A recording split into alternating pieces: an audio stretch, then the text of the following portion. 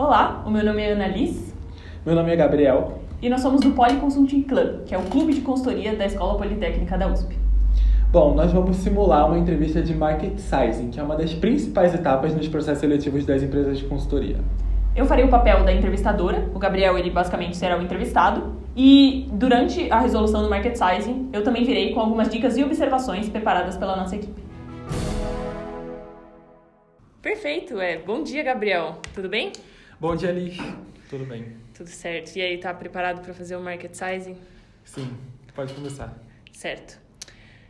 Bom, Gabriel, eu quero que você estime o mercado de cervejas no Brasil em 2022, tudo bem? Certo. Então, você quer que eu estime o tamanho do mercado de cervejas no Brasil, ano de 2022, mas eu gostaria de fazer algumas perguntas para clarificar. Certo, tudo bem. Primeiro, eu gostaria de saber qual unidade que eu devo calcular. Então, em litros ou em dólares, reais, alguma moeda? Perfeito. Você calcula, na verdade, em litros, tudo bem? Tudo bem. Além disso, eu devo considerar todos os tipos de cerveja ou eu te considero cervejas artesanais? Pode considerar todos os tipos de cerveja, sim. Tá. Incluo também as sem álcool e chopp? Não inclui a sem álcool, pode incluir chopp. Tá, tudo bem então. Bom, acho que não preciso mais clarificar nada. Você pode me dar uns 3 minutinhos para estruturar a minha resolução? Claro. Certo. Então, em primeiro lugar, eu vou dar aqui algumas observações iniciais aí sobre o case. Vocês perceberam que o Gabriel, ele chegou e fez as perguntas esclarecedoras. As perguntas esclarecedoras, elas são um fator essencial quando você está resolvendo um case de market sizing, justamente para você responder o que o seu entrevistador ele quer. Então, por exemplo, com as perguntas dele, ele entendeu quais cervejas eram para ser consideradas e que, por exemplo, era para ser uma estimativa em litro e não em reais por ano, por exemplo. Então, é essencial que você faça perguntas esclarecedoras para justamente resolver o problema exatamente como o seu entrevistador quer. Bom, depois das perguntas esclarecedoras, o que acontece, geralmente, no market sizing? O entrevistado, no caso o Gabriel, ele vai ter de 3 a 4 minutos para formatar a sua estrutura na sua folha. Inicialmente ele pode apenas chegar com os drivers principais do que ele pensou que podem ser jeitos de se solucionar esse problema e não necessariamente com números. Então, por exemplo, ele pode fazer uma divisão entre pessoas que consomem cerveja e cervejas que elas consomem por ano, mas não necessariamente colocar já o número que ele acha que se encaixa em cada uma desses drivers. Por último, tem uma dica a mais assim, que a gente dá, que é basicamente, quando você está fazendo a sua estrutura, não necessariamente você precisa escrever o nome de todos os drivers muito certinho. Você pode fazer ali, alguma coisa mais esquemática ou escrever bastante resumido, porque o que importa mesmo é a sua comunicação com o entrevistador, que nem sempre vai estar olhando ali muito a sua folha, ele vai prestar mais atenção na sua comunicação bastante estruturada. Bom, então a minha estrutura para calcular o tamanho do mercado de cervejas no Brasil em 2022 foi separada em 2 drivers principais, que são o número de consumidores de cerveja dentro do Brasil e também o número de litros consumidos por pessoa em cada ano. Nessa minha primeira parte do driver, que é o número de consumidores, eu separei entre a população brasileira e também a taxa de penetração de cervejas na população, ou seja, a porcentagem da população que vai estar consumindo cervejas. E para encontrar essa porcentagem, eu separei em mais 2 porcentagens, que são a porcentagem das pessoas que podem beber e também a porcentagem das pessoas que podem e que bebem. Já no meu segundo driver, que é o número de litros por consumidor, eu separei em 3 partes principais, que são o número de latinhas consumidas a cada vez que uma pessoa sai por consumidor, também o número de vezes por semana que uma pessoa sai e, por fim, o número de litros em uma latinha. Só para esclarecer, eu me baseei em número de latinhas consumidas, porque é uma estimativa um pouco mais tangível do que inicialmente só o número de litros, e também eu separei em semanas porque eu tenho muito mais controle das vezes que eu vou para um bar em uma semana do que em um mês. Sim. Então, eu preferi fazer essas segmentações. Perfeito, faz muito sentido, Gabriel. Certo. Bom, da comunicação que o Gabriel fez sobre a sua estrutura, tem 2 principais destaques que a gente gostaria de colocar aqui. Então, em primeiro lugar, ele fez a sua estrutura primeiro inteiramente no papel para depois comunicar. Isso é essencial para ele fazer uma comunicação estruturada. Então, ele já pensou em tudo que ele vai falar e aí ele chega, enfim, só comunica para o seu entrevistador. A comunicação estruturada ela é extremamente importante numa entrevista de consultoria, justamente porque é um ponto que é procurado nos consultores. Afinal, um consultor ele precisa saber comunicar a resolução tão bem quanto resolver o problema que lhe foi dado.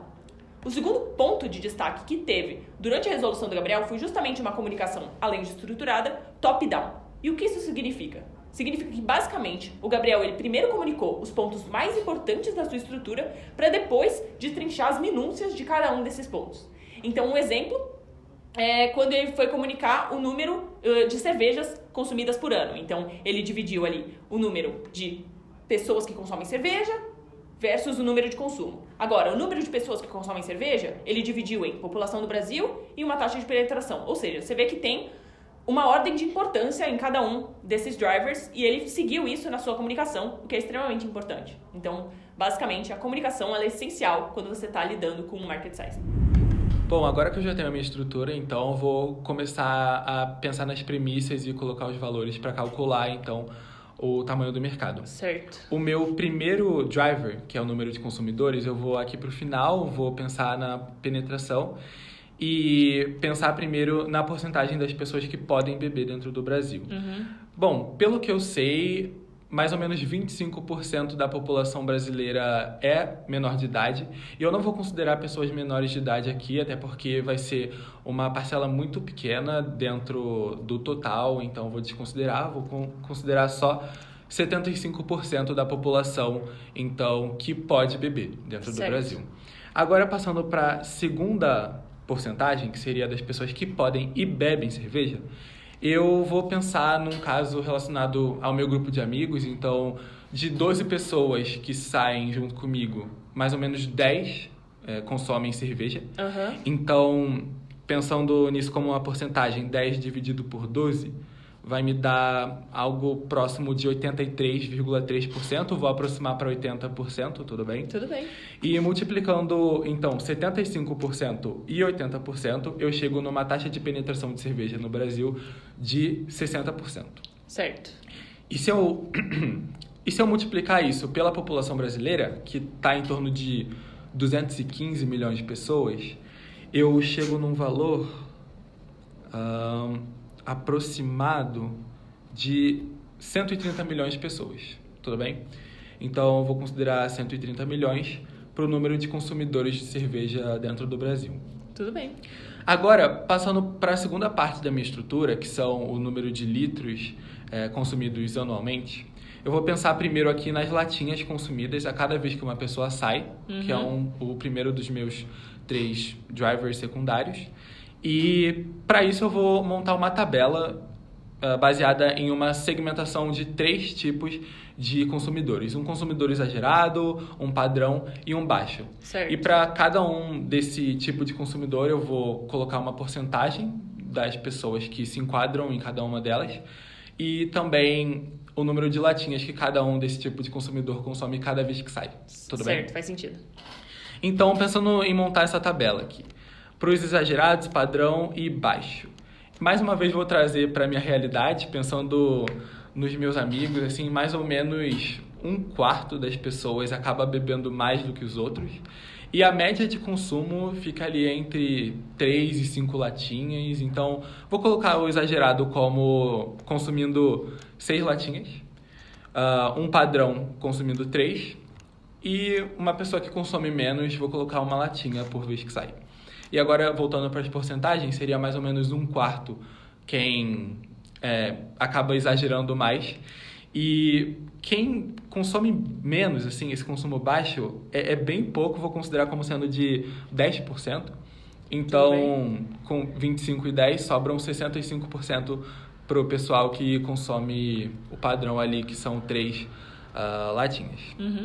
E então, fazendo uma média ponderada com esses valores, eu vou fazer, então, 6 vezes 25%, mais 3 vezes 65%, mais uma latinha vezes 10%, eu vou chegar num valor que, aproximado, vai dar 3,55 latinhas. Tudo bem? Tudo bem. Então, em média, 3,55 latinhas consumidas a cada vez que uma pessoa sai. Perfeito. Agora, passando para o segundo dos 3 drivers secundários dessa segunda parte, que são o número de vezes por semana por consumidor, mais uma vez eu vou fazer uma tabela. Mas agora, ao invés de um perfil de consumo, eu vou colocar como uma frequência que as pessoas saem. Entendi. Então, uma frequência alta, média e baixa. E mais uma vez, vou separar entre a porcentagem das pessoas que se enquadram em cada uma dessas frequências e também o número de vezes por semana que estão se enquadrando em cada uma dessas frequências, número de vezes que as pessoas saem, tudo bem? Então, primeiro, pensando no número de vezes que as pessoas vão sair, para uma frequência alta, eu vou segmentar entre o fim de semana e o dia de semana. Então, acho que vou considerar a pessoa saindo uma vez no fim de semana e uma vez durante a semana. Vou considerar 2 vezes, então, por semana que a pessoa vai sair numa frequência razoavelmente alta. Agora, para a frequência média, eu vou considerar a pessoa saindo uma vez só, no fim de semana. E, então, para baixa, considerando a pessoa saindo em 2 fins de semana durante um mês que tem 4 semanas, seria 0,5 vezes. Tudo por bem? semana, sim. Sim. Então, tudo bem. Agora eu vou passar para a porcentagem das pessoas que se enquadram nesses perfis de frequência. Para uma frequência alta, mais uma vez voltando para o meu ciclo de amizade, acho que 1/4 do pessoal acaba saindo mais. Geralmente as pessoas saem só no fim de semana, então vou considerar o alto como 25%, que é 1/4, e vou adotar também as outras porcentagens que eu adotei na primeira tabela. Acho que fica mais simplificado, então 10% na baixa e 65% na média. Tudo bem. Então, se eu fizer mais uma vez uma média ponderada, eu chego em 2 vezes 25%, mais uma vez 65%, mais 0,5 vezes 10%. Isso vai me dar 0,5 mais 0,65 mais 0,05, que no fim, somando, vai me dar uma média de 1,2 vezes por semana que um consumidor vai sair. Certo. Tudo bem? Entendi, faz sentido. Agora, o último driver secundário é o número de litros em uma latinha. Como eu disse antes, eu estou considerando latinha, não estou considerando garrafa nem nada. E acredito que elas tenham por volta de 300 ml, vou considerar como 0,3 litros. Pode tudo bem? considerar. Bom, então eu vou multiplicar todos esses valores. Vou multiplicar esses 2 primeiros aqui, que são o número de latinhas consumidas a cada vez que a pessoa sai e também o número de vezes da semana que a pessoa sai. Então, multiplicando 3,55 por 1,2, 3,55 por 1,2, eu vou chegar num valor aproximado de 4,26. Tudo bem? Tudo bem. 4,26. Agora, multiplicando esse 4,26, que é o número médio de latinhas que uma pessoa consome por semana, pelo número de litros, que é 0,3 litros, eu vou chegar no valor de litros consumidos por uma semana por uma pessoa. Então, multiplicar 4,26 por 0,3, vou chegar em 1,28 litros. Tudo bem, então, certo. uma pessoa vai consumir em média 1,28 litros de cerveja por semana. Agora, multiplicando por 52 semanas, que é o padrão de um ano, eu vou chegar em 52... Cheguei em 66,6 litros anualmente consumidos por uma pessoa, tudo bem?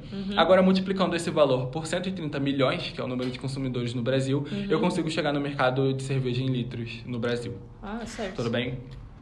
Então, multiplicando 130 milhões por 66,6, não? Eu tenho aproximadamente 8 bilhões e 650 milhões de litros. Certo. 8 bilhões? Sim, tá certo. Certo. Isso seria consumido anualmente, né? Sim. Perfeito. 8 bilhões e 650 milhões de litros de cerveja consumidos anualmente no Brasil. Perfeito. Depois de comunicar toda a estrutura dele, o Gabriel veio e começou a fazer as contas para efetivamente chegar no resultado do market sizing, que é uma das etapas mais importantes dessa dinâmica. Eu queria aqui ressaltar os dois principais pontos de destaque do Gabriel, nessa etapa. Então, o primeiro foi que ele foi extremamente data-driven e o segundo foi que ele comunicou para mim todas as contas com extrema transparência. Então, ficou muito claro, para mim, o que ele estava fazendo. Sobre o ponto de ser data-driven, o que isso significa? Então, ser data-driven é basicamente você não tirar dados do nada, você tirar dados da sua vivência. Seja, por exemplo, a sua vivência com seus amigos, como ele fez, ou sejam dados verificados. Então, por exemplo, a população do Brasil. Já sobre a parte das contas, um ponto muito importante no seu market sizing é você nunca chegar com um número pronto para o seu entrevistador. É muito interessante que você realmente faça as contas na frente dele e mostre todo o processo que você passou, porque desse modo fica muito mais clara a comunicação dos seus resultados. Bom, agora eu vou fazer um sanity check para avaliar se esse resultado que eu cheguei é factível, tudo bem? Tudo se bem. Ele é coerente. Uhum. Então, o que eu vou fazer? Eu vou pensar em qual é o gasto semanal que um brasileiro em média vai ter com cerveja e vou comparar isso com a minha realidade e ver se bate, tudo bem? Tudo bem. Bom, primeiro dividindo o tamanho do mercado de litros, no caso, de 8,65 bilhões por 215 milhões de brasileiros, pensando na população total, fazendo uma média, né? Não só pensando em consumidores, pensando no Brasil inteiro, eu vou chegar em um valor próximo de 40 litros por brasileiro em um ano. Certo. Tudo bem? Tudo bem. Para facilitar isso, ao invés de pensar em litros, vou pensar em latinhas, fica mais fácil para converter depois em relação ao preço. Então, 40 litros por 0,3 litros que tem cada latinha, vão me dar algo aproximado de 135 latinhas. Tudo certo, bem? tudo bem.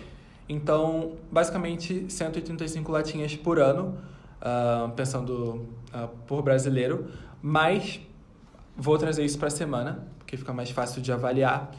Ao invés de fazer 135 por 52 semanas, eu vou aproximar 130 latinhas e também 50 semanas dentro de um ano. Tudo bem. Isso vai me dar 2,6. Agora, preciso multiplicar pelo preço que cada latinha tem. Então, 2,6 latinhas por semana, vou multiplicar pelo preço de R$3, mais ou menos, que é o que está valendo por alto, assim. E também isso vai me dar R$7,80. Bom, trazendo para minha realidade, quando eu saio para consumir cerveja, geralmente eu gasto uns R$20, mas eu entendo que geralmente eu gasto em alguns locais que são um pouco mais caros. Então, acho que como a gente está considerando o Brasil inteiro aqui e não só as pessoas que bebem, R$7,80 é algo coerente. O que você acha? Não, tudo bem, faz sentido, Gabriel. Gostei bastante do seu sanity check, assim. Bom, você chegou no número, de 8,65. Em tese, no nosso, entre aspas, gabarito, assim, do número que a gente tem do mercado, seria por volta de 12 bilhões, não 8,65. Então, eu queria perguntar para você se você acha que tem algum ponto na sua estrutura que você acha que você poderia, por exemplo, dar uma corrigida ou que você acha que foi uma assumption um pouco mais frágil que você pode dar uma revisada. Bom, eu consigo pensar em 2 pontos principais que podem ser sensíveis aqui. O primeiro deles é que eu só considerei latinhas consumidas. Muitas vezes as pessoas consomem garrafas e com a garrafa, como ela tem um número de litros maior, às vezes as pessoas vão consumindo mais e mais, tem no total um número de litros maior consumido. Então, posso ter subestimado aqui. O segundo ponto é que eu só considerei cervejas sendo consumidas quando as pessoas saem, mas muitas vezes as pessoas consomem dentro de casa, até porque pode ficar mais barato se você comprar no mercado, ao invés de você ter que ir para um bar ou um restaurante e ter que pagar o preço mais caro por uma cerveja. Acredito que são esses 2 fatores. Entendi, faz sentido. Bom, então, Gabriel, muito obrigada. Parabéns aí pelo market sizing. Acho que estamos encerrados. Eu que agradeço. Valeu. Até mais. Até mais. Bom, essa revisão que o Gabriel acabou de fazer do seu resultado é o que a gente chama de Sanity Check. O Sanity Check é basicamente um método que você utiliza depois de você chegar no resultado de Market Sizing para avaliar se aquele resultado que você chegou é algo viável, é algo factível ou não. Bom, no caso do Sanity Check, muitas vezes é necessário que o entrevistado ele tenha que manipular o número final para chegar em alguma coisa que tenha mais a ver com a sua realidade. Então, por exemplo, o Gabriel tinha chegado em 8 bilhões de litros de cerveja consumidos, mas é muito difícil você entender se 8 bilhões é pouco ou muito, no caso do Brasil. Então, o que ele fez? Ele passou esse número para o preço que uma pessoa geralmente gastaria por semana em cerveja e chegou num resultado que parece razoável de acordo com a realidade dele, que é, enfim, basicamente um caminho muito seguro para você fazer um sanity check. É muito interessante que o entrevistado ele faça o sanity check por iniciativa própria, ou seja, sem que o entrevistador peça, justamente porque ele vai mostrar que ele tem a preocupação em avaliar se aquele resultado realmente faz sentido ou não.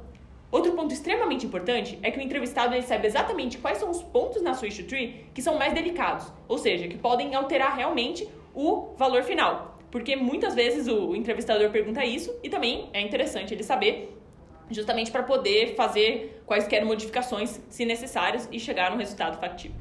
Se você quer se capacitar ainda mais para os processos seletivos de consultoria, se inscreva no curso de Problem Solving, que é uma série de aulas ministradas pelos membros do Poly Consulting Club e também de empresas renomadas no mercado de consultoria, que vão te capacitar em Business Sense, também em resolução das provas de match e também de outros tipos de case. Para mais informações sobre o curso, entre no nosso Instagram, @poly_consulting club.